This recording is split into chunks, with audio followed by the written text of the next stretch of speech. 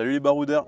Bon, comme vous avez pu le voir sur notre chaîne, on a fait un petit road trip des Pyrénées, donc de la Méditerranée jusqu'à l'océan et aller-retour. Et après ce petit road trip, on va vous faire un petit débrief sur tout le matos qui est essentiel et les choses qui ne le sont pas surtout. Ok, alors on va commencer par faire un petit tour du 4x4. Donc le 4x4 en lui-même, l'équipement et tout ce qui va avec. Donc là, on peut commencer par ça. Petite plaque de désensablage, alors c'est pas des Max Trax, 300 balles dans des plaques, un peu la flemme. Du coup c'est des petites plaques Amazon, pour l'instant on ne les a pas encore testées. Ça c'est le genre de truc, c'est dans la liste des indispensables. Alors c'est pas le truc que tu vas avoir besoin toute l'année, il y a moyen que sur un an tu l'utilises jamais, mais par contre le moment, avec le truc que je vais vous présenter dans 2 secondes, le moment où tu en as vraiment besoin, bah faut vraiment l'avoir. C'est le genre de truc que tu l'utilises une fois par an, mais quand ça arrive, tu es content de l'avoir. Donc voilà, petite plaque de désensablage, je crois 50 ou 70 €, je vous mettrai si je retrouve le lien Amazon là, dans la description et qui s'affiche à l'écran. Prochain équipement qui est intégré, enfin qui est fixé on va dire sur le 4x4, c'est le petit tray. Alors ça pareil, tu l'utilises pas tout le temps, mais quand tu as besoin, que tu es embourbé, tu es ensablé, que tu as besoin de te dégager, ça c'est un must-have. Alors je voulais l'installer sur l'ancien pick-up qu'on avait, là il était déjà avec quand on l'a acheté, du coup c'est nickel. Je crois que ça peut tirer jusqu'à 6-7 tonnes. Treuil électrique, 6 tonnes. Voilà, bon, ça tire 6 tonnes. Ok, bah maintenant qu'on a ouvert le capot, on va passer au suivant. Donc ça pareil, je vais vous le présenter aussi dans 2 minutes. Si tu fais une installation électrique avec une batterie auxiliaire, il faut la charger. Et pour la charger, tu installes ça. C'est un petit coupleur séparateur. Alors on a fait une vidéo sur l'installation de ça. Je te mets le lien, enfin l'affiche ici et le lien dans la description. Donc l'installation du petit coupleur séparateur branché sur la batterie principale qui alimente la batterie secondaire là-bas. Donc quand le moteur tourne, ça envoie du jus et quand il ne tourne plus, ça sépare en fait les 2 batteries pour éviter que ça vide l'autre batterie en fait. Maintenant on va passer à tout ce qui est au niveau des pneus et en même temps les suspensions. On va peut-être commencer par les pneus. Donc petit BF Goodrich, ça pareil, c'est un essentiel à avoir quand tu fais de la piste. Encore un road trip si tu fais que de la route, bon, tu prends pas ça. Mais si tu es comme nous et que tu fais beaucoup de pistes, tu passes par les montagnes, tout ça, c'est quand même sympa d'avoir ça. Parce que tu peux vite te retrouver dans la merde si tu as des pneus lisses. Bon alors ça je l'ai mis dans la liste des essentiels. C'est pas essentiel de fou, mais comme ça nous a vraiment beaucoup servi pour le road trip, encore une fois, vu qu'on a fait de la piste et qu'on a pris des crevasses. Il y avait beaucoup de croisements de ponts et tout. Être un peu rehaussé, c'était vraiment sympa. Et puis les suspensions, si t'as pas des suspensions off-road, ça peut vite s'user quoi. Donc nous, ce qu'on a, c'est des suspensions 64, plus 5 ou plus 7 cm. J'étais aussi installé sur la voiture quand on l'a acheté, mais encore une fois, je comptais le mettre sur l'ancien pick-up, donc nickel. Et avec ça, ouais, ça te rehausse la voiture et tu peux aller partout. Encore une fois, c'est pas un must-have, mais pour le coup, ça nous a vraiment été utile. Bon, je pense que là, on est bon au niveau équipement du 4x4 en lui-même. On va peut-être passer à l'équipement. Tout ce qui est starter, pièces de rechange, tout ça. Encore une fois, si tu as vu notre vidéo du road trip des Pyrénées, tu sais qu'on on a été un peu emmerdé avec la durite et on a bien été content d'en avoir une de rechange. S'il y a une chose où vous devez penser quand vous partez en road trip, c'est avoir un minimum de pièces de rechange. Au moins avoir les pièces de rechange, des pièces qui cassent facilement. Par exemple, tout ce qui est durite. Là, on a un roulement, les liquides aussi. On ne sait jamais s'il y a une fuite. Voilà. Biellette, rotule. Truc qui va avec les pièces à changer, c'est des outils pour pouvoir les changer quoi. C'est le minimum à avoir, au moins des clés. Là on a une petite trousse à outils que j'ai remplie, truc AliExpress quoi. Voilà, au moins des clés de toutes les tailles pour pouvoir changer parce que la plupart des trucs à changer sur les voitures c'est avec des clés quoi. Tournevis, tout ça. Voilà, des outils quoi.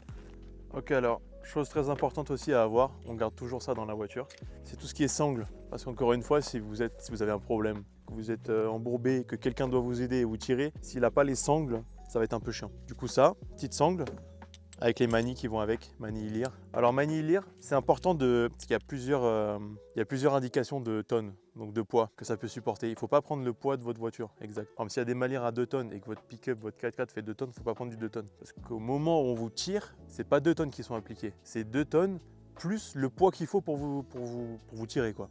Donc ça peut monter jusqu'à 5-6 tonnes. Donc là par exemple c'est des 8 tonnes, je crois. Ouais, donc voilà, prendre des bonnes manies quoi.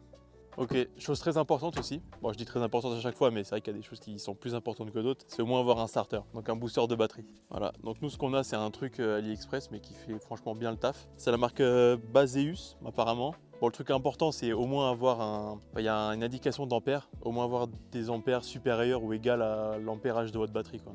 Sinon ça va pas très bien marcher. Donc voilà un petit starter si comme là en hiver vous faites des balades ou quoi, vous passez la nuit que derrière votre voiture démarre pas à cause du froid, c'est vraiment utile d'avoir ça quoi. Ok ensuite, toujours dans la sécurité, c'est au moins avoir un petit extincteur dans la voiture. On sait jamais, hein, ça peut nous arriver de faire des feux en bivouac ou même la voiture, il y a de l'électronique. Donc voilà, toujours au moins avoir un petit extincteur, on sait jamais. C'est là, même si on ne l'utilise jamais, au moins il est là. Ok, truc sympa à avoir, encore une fois c'est pas indispensable, mais comme on a fait le road trip et qu'on sait un peu ce qui est vraiment utile pour nous ou pas, c'est des petits talkie-walkie. Donc voilà, par exemple, si vous avez vu les vidéos, des fois Mélanie sortait pour faire un peu de spotting, pour savoir où mettre le pneu exactement, savoir s'il y avait des crevasses. Voilà, elle sortait devant la voiture et elle me parlait avec ça. Et c'était vachement plus pratique. Alors on vous le met quand même dans la vidéo, mais c'est un truc... voilà. Nous, pour notre petit road trip, on a quand même ça qu'on gardait sur nous au cas où. On sait jamais, on est en montagne, il n'y a pas grand monde autour. Je sais que ça, c'est une bombe au poivre.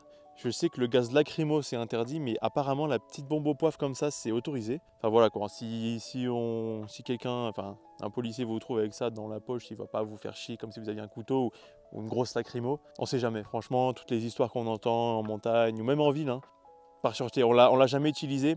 Alors quand même c'est important de savoir comment ça s'utilise avant de pouvoir, avant de devoir l'utiliser. Par exemple, je fais un gros plan. Là, on voit qu'il y a plusieurs languettes, donc ça peut porter à confusion. En fait, c'est une sécurité, il faut mettre le doigt entre les deux et appuyer. Donc voilà, savoir comment ça fonctionne avant de devoir l'utiliser, c'est le plus important, quoi. Mais bon, voilà, on a gardé ça, on sait jamais. Alors, en passant devant, j'allais oublier de vous en parler. Ça, c'était notre némésis du road trip. Ce petit compresseur, on l'avait acheté sur Amazon. Alors, ça marche, c'est nickel. Si tu veux passer de 0 à 1 bar, tu le fais. Mais de 1 bar à 2 bars, voire nous, ce qu'on va faire par exemple à l'arrière, c'est jusqu'à 2,9. On mettait 1 heure pour gonfler les 4 pneus. Ça, c'est une des choses qu'on va changer. On va investir dans un meilleur... Le troupeau qui arrive là. On va investir dans un meilleur compresseur qui gonfle un peu plus vite les pneus parce que vraiment, 20 minutes par pneu, c'était un peu chiant. Voilà.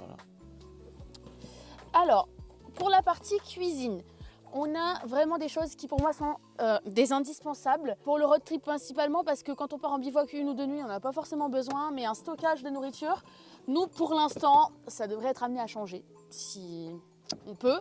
Mais pour l'instant, en fait, on fonctionne avec des bacs. Donc on a 2 bacs principaux. On a celui-là, donc le grand, où on met tout ce qui va être cuisine salée, donc les plats principaux, les pâtes, les choses comme ça. Et puis là, tout ce qui va être pour le café, les desserts, les petits goûters, petits trucs comme ça. Nous, elles viennent de chez Action, donc franchement, allez-y les yeux fermés.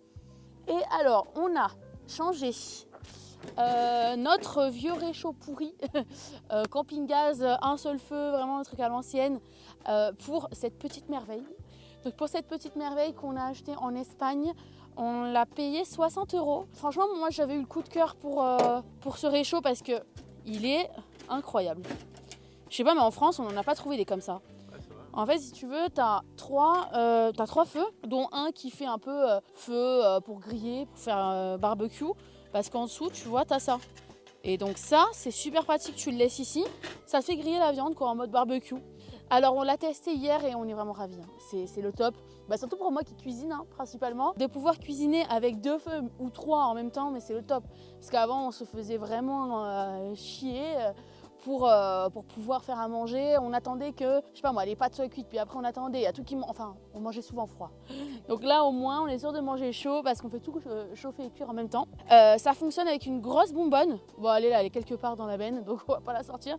Mais c'est les grosses bonbonnes qu'on trouve chez Intermarché ou autre, dans les grandes surfaces. Alors si vous avez suivi, encore une fois, nos petites aventures sur Insta, vous avez vu qu'en fait, c'était vraiment pas de la super qualité au niveau de la buse parce que en essayant juste de connecter en fait le tuyau, ça s'est cassé. Donc on a dû chercher sur internet pour vraiment trouver quelque chose pour le réparer. Et ça a été vraiment très fastidieux. Donc c'était super, mais voilà, quand même ça restait super fragile. Mais on a réussi à gérer le truc. Ouais, voilà, prévoir des embouts de rechange et surtout nous suivre sur Insta. Parce que c'est sur Insta qu'on raconte toutes nos mésaventures là, quand on part des fois à la nuit en bivouac, on part juste une journée ou une nuit. C'est là-bas où vous allez voir toutes nos galères et surtout comment on les gère. Alors, là on va partir sur vraiment les indispensables au niveau cuisine. Alors, vraiment un conseil que je vous donne, qu'on vous donne, c'est de partir sur la batterie de Decathlon. Mais la grosse. C'est-à-dire celle pour 4 personnes. Pourquoi ? Déjà, tu vois, la taille de la poêle, elle est bien épaisse, elle est bien haute. On avait le set pour 2, ne jamais faire ça, même si on est 2. parce que pour cuisiner c'est un calvaire. La poêle elle est minuscule, en fait tu peux rien cuisiner dedans. Donc vraiment on vous conseille de prendre la batterie pour 4. Nous on l'a changé après le road trip parce qu'on s'en est rendu compte justement pendant le road trip. C'est pour ça qu'on vous donne ce conseil là. Voilà, bien prendre la batterie pour 4. Alors ensuite, au niveau hygiène, parce que évidemment, à moins que vous ne vouliez pas vous laver pendant 2 semaines, il faut quand même avoir de quoi se doucher. Alors nous, on a ce petit rangement qui est vraiment super, on vous le conseille à 100%. Parce que du coup, vous pouvez l'accrocher vraiment n'importe où. Voilà. Alors en fait, ça fonctionne comme ça. Donc là, tu vois, voilà, tu poses ton petit truc, puis tu as tout dedans. Donc nous, on avait du déo, les brosses à dents, de l'antiseptique, des petites lingettes, voilà, du gel douche aussi, et puis du dentifrice. Donc ça, un indispensable, on avait acheté ça sur AliExpress. Je crois qu'on l'avait payé genre 5 ou 6 euros, c'est vraiment pas cher. Pour la praticité que c'est, honnêtement, foncez quoi. Même sur Amazon, c'est pas très cher non plus. Pensez bien à prendre une trousse de secours. Donc trousse de secours / médicaments, notamment pour vous si vous voyagez avec vos chiens, vos animaux. Alors là par exemple, vous avez, nous ce qu'on garde toujours dans la voiture, des compresses stériles avec du bandage. Bon, c'est vraiment le strict minimum, là c'est ce qu'on laisse au quotidien dans la voiture. Mais sinon quand on part en road trip, on prépare vraiment une grosse trousse avec tout ce qu'il faut. En cas de problème, même si les chiens s'ouvrent la patte ou si nous on a un problème, qu'on puisse en premier secours faire quelque chose de temps d'aller aux urgences. Par rapport à ça aussi, si vous avez des traitements médicaux ou des soucis de santé, vraiment n'oubliez pas une trousse à médicaments. Moi qui suis migraineuse, je peux vous dire que ça sauve. Si j'ai pas mes médicaments, ça gâche les vacances, clairement. Donc pour ne pas gâcher ses vacances, on pense à prendre une trousse à médicaments. Donc ça c'est pour voilà, vraiment la partie hygiénique au global. Et puis pour terminer sur la partie hygiène, on retrouve le Scrubba. Alors nous on a pris la marque Scrubba parce qu'on est tombé dessus et qu'on a trouvé ça super. Mais j'en ai vu sur AliExpress ou sur Amazon un peu des autres marques, des sous-marques qui sont un petit peu moins chères parce que là pour un petit sachet en plastique ça vaut quand même 50 euros. Donc c'est pas donné, mais franchement pour l'utilité, nous on n'en est vraiment pas déçus du tout. On vous le conseille à 2000%, surtout quand vous partez plusieurs jours, parce que au lieu de prendre vraiment un grand stock de vêtements, là ça vous permet d'en prendre moins. Nous on avait pris vraiment le minimum en mode minimaliste, et puis tous les jours on faisait des petites lessives au moins pour les sous-vêtements et les choses comme ça.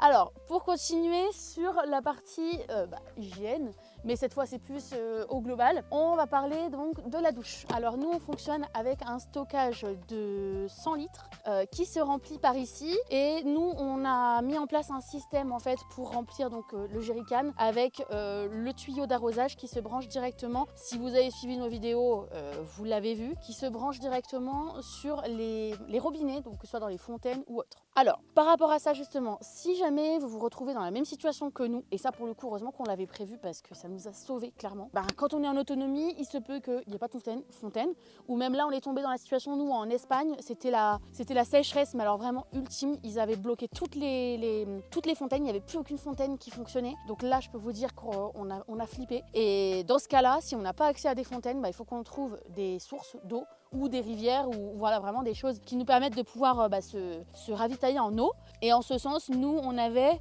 des jerrycans, là vraiment le truc indispensable clairement. Ouais, des jerrycans vraiment souples et pliables, mais clairement ça prend 0 place. Là ça prend la place d'une feuille de papier quoi. Ça coûte 1,50 € sur AliExpress, ça ne vaut rien. Aucune place, c'est pas cher, et puis surtout ça a une grande capacité, je crois que c'est entre 10 et 15 litres, ça nous a vraiment bien sauvés. Et alors, toujours pareil sur la gestion de l'eau, comment on gérait l'eau en road trip.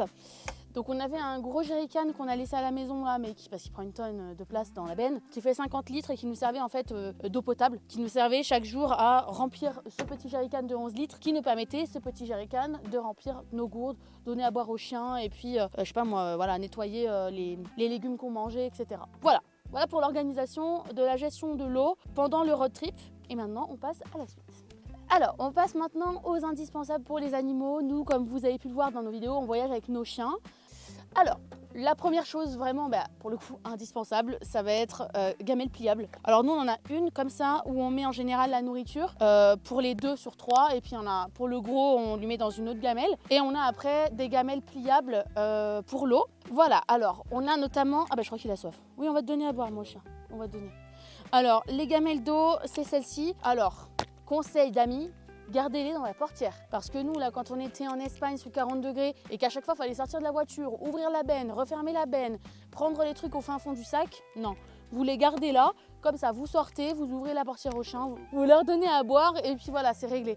Donc ça, c'est vraiment l'indispensable aussi à avoir. Alors, toujours pareil, de façon à ce que les chiens ne meurent pas de faim et de soif, il va falloir préparer pour eux et surtout prévoir du stockage d'eau parce qu'on a quand même 3 chiens. Donc il faut compter minimum 1 litre par jour pour les 3. C'est pour ça qu'on a un gros stockage. Voilà, c'est pour ça aussi qu'on a un gros stockage d'eau parce qu'on n'est pas 2, on est 5.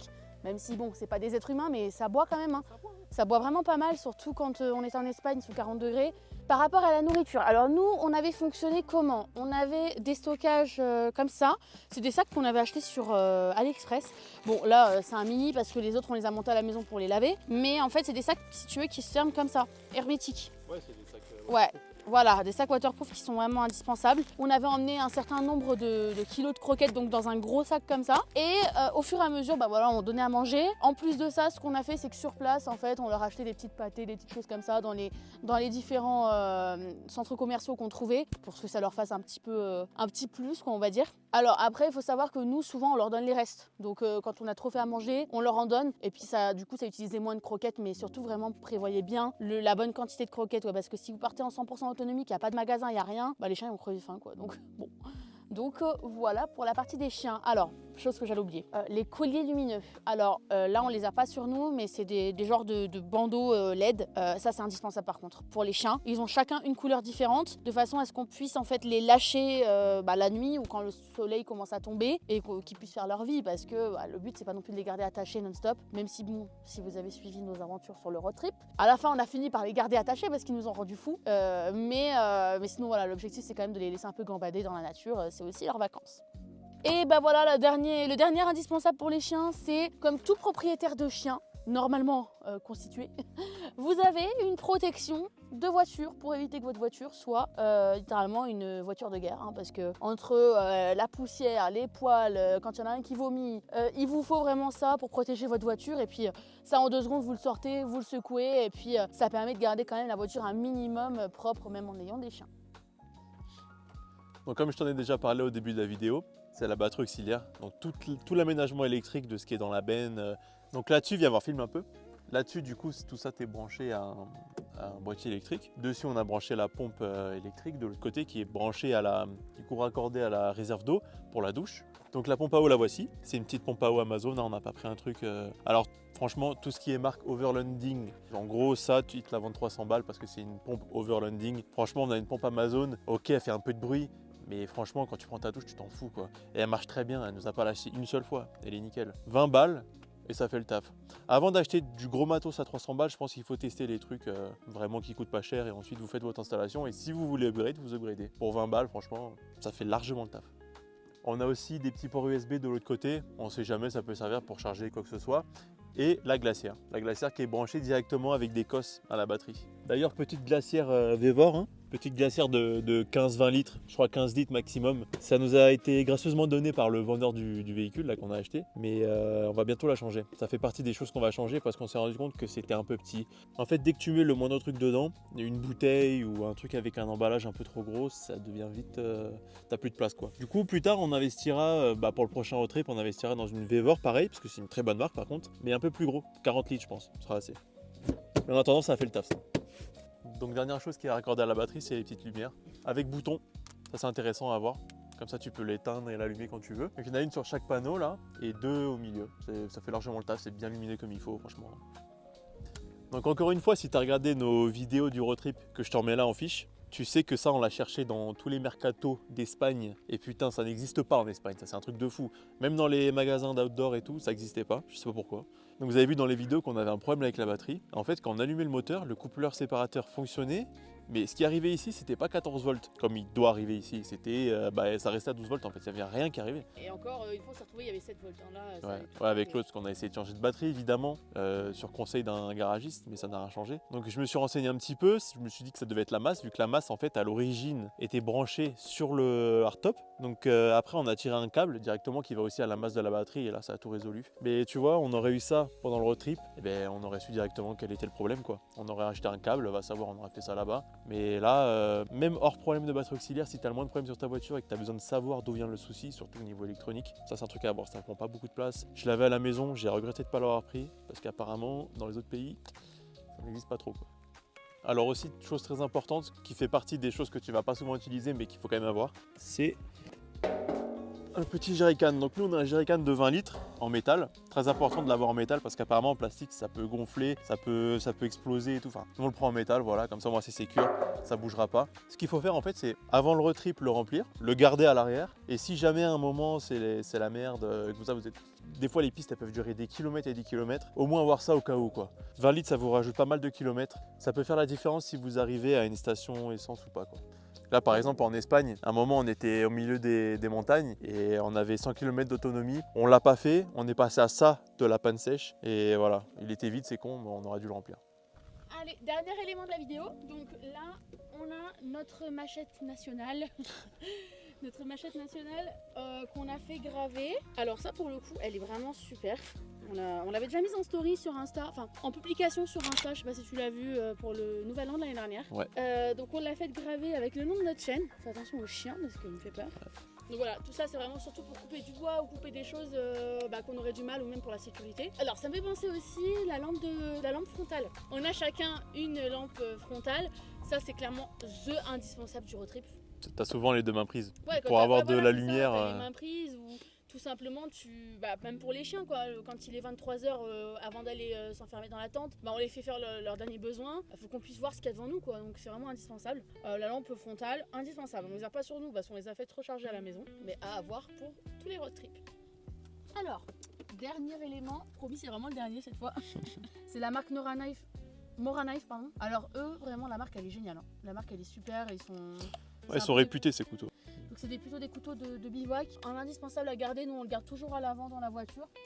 Et alors ça c'est vraiment un élément qu'on a depuis qu'on a commencé à faire, ne serait-ce que même de l'off-road sans forcément faire du bivouac ou du road trip. Mais ça c'est un indispensable ultime pour la sécurité aussi. C'est un brise-vitre. S'il y a quoi que ce soit qui se passe dans la voiture, si tu restes bloqué ou qu'il y a quoi que ce soit, le brise-vitre c'est un indispensable. Dans toutes les voitures on devrait en avoir franchement. Même si c'est des voitures normales hors off-road. Et t'as les deux. T'as pour briser la vitre en haut et en bas t'as un truc pour couper la ceinture. Ah oui, alors là il y a La plein de poils de ceinture chien, bon voilà, mais en tout cas tu comprends, on a pour couper la ceinture juste en dessous. Et ici, donc c'est double emploi à toujours avoir dans les portières. D'ailleurs je sais pas où il est le mien, il est où ? Dans ta portière. Ah ok. Bon, petit exclu pour ceux qui sont restés jusqu'à la fin de la vidéo. On vous prépare une vidéo sur comment on organise nos road trips ou nos balades. Donc tout ce qu'on utilise, que ce soit les logiciels ou applications comme Gaia, Maps, Earth, tout ça. Et aussi tout ce qui est to-do list, enfin toute la préparation en global. Ouais. Quoi. Et surtout, tout pour ne rien oublier et pour être au mieux préparé à votre prochain road trip. Voilà, c'est la fin de la vidéo. On espère que vous avez vraiment surkiffé et qu'on a pu vous apporter des conseils et surtout, de par notre vécu, ce qu'on a pu vivre comme situation, qui nous ont été positives ou négatives, et surtout les indispensables pour tous vos road trips. D'ailleurs, si vous avez des idées ou des choses qu'on n'a peut-être pas présentées, qui pour vous seraient utiles, n'hésitez pas à les partager en commentaire avec la commu. Et puis surtout, comme d'habitude, on vous le répète jamais assez, pensez à liker, partager, commenter et surtout à vous abonner. Allez, à plus. Ciao. Ciao.